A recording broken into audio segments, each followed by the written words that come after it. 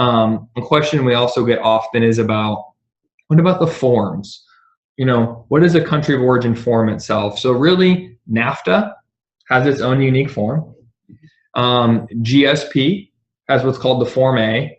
And then pretty much everything else follows suit with just a standard country of origin certificate. There aren't a lot of rules around what that country of origin certificate needs to look like. Most of the rules are derived around how does your supplier or you as the manufacturer know that this product was made.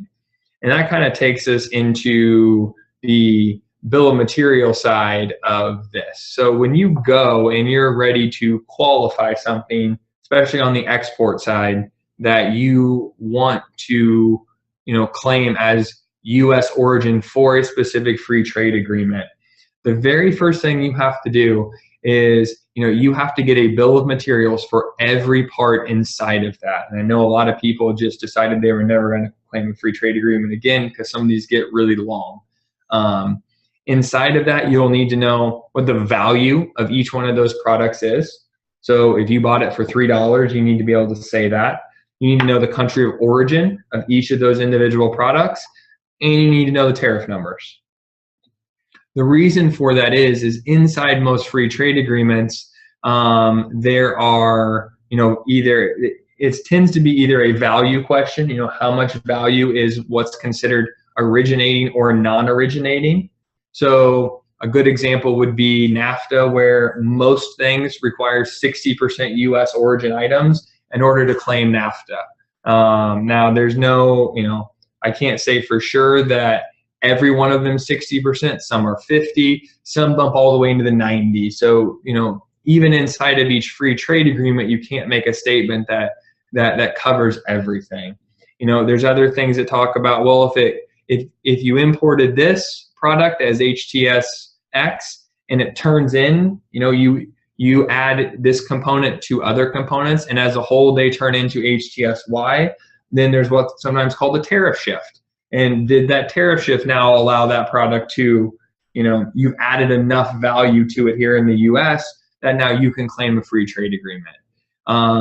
There are, we've done this for some of our clients. There are other companies that do this, where one of the things that they do is they help companies manage their own free trade agreements. If you're an importer, you have to start soliciting those free trade agreement forms, especially if we're talking NAFTA, on, early in the year.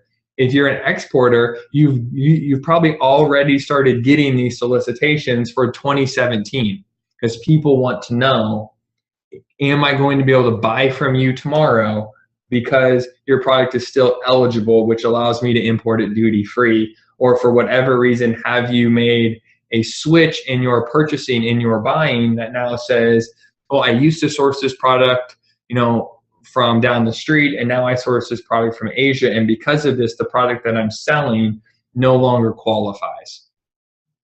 One of the things that we caution a lot of people about is you as compliance need to work with your purchasing group to understand if there have been any changes inside of that bill of material. It's not a one-time thing.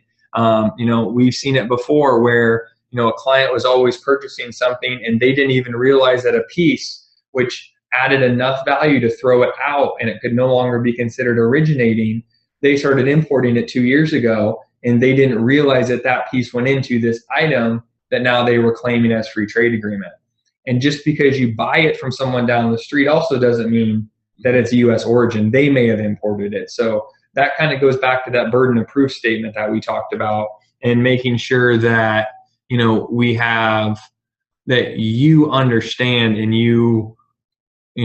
the burden that you guys have to go through and what you have to step through in order to qualify something as part of a free trade agreement. Yeah, the down the street acquisition of products gets a lot of folks in trouble, because that person that you're buying down the street from, or wherever it might be domestically, could very well be importing the product now as well. It's something that when I worked for an importer, we required manufacturers' affidavits from all of our component part suppliers every single year. Every single year we went out to that component and buyer or supplier and asked where they're purchasing the goods and to have an affidavit as to the origin. And I can't lie, it happens to I've seen it happen to many of you out there where you're doing your own. You know, you're shipping to Canada, you're shipping to Mexico, and you get asked to complete a NAFTA certificate of origin for the products that you're selling. And the instinct is that I've assembled this product. This is a U.S.A. product, and I'm going to put U.S.A. on the NAFTA certificate of origin. And I was just in New York a couple weeks ago and visiting with a client that was looking to export for the first time up to Canada, and they got that same question, and they had on a NAFTA certificate of origin.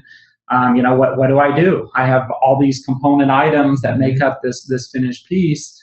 And so we started going through them, and we helped them with their imports as well. So I was able to quickly identify that they had parts on there that were not U.S. origin at all. And we went through and started doing the math, and the product wasn't going to qualify for NAFTA. Even though the vendor in Canada or the customer in Canada demanded a NAFTA certificate of origin because they wanted the product to be duty-free, it just wasn't going to qualify.